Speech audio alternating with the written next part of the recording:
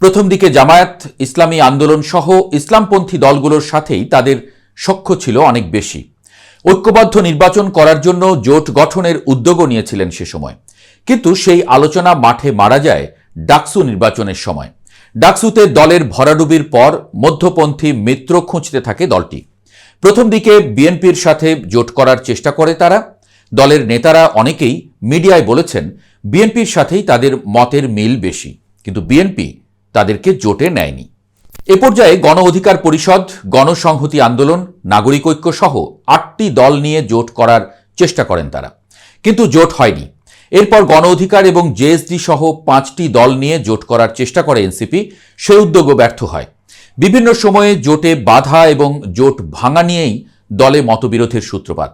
একটি অংশ চায় এনসিপির স্বতন্ত্র পরিচয় রেখে রাজনীতি করতে, আর এক অংশ চায় ক্ষমতার ভাগিদার হতে।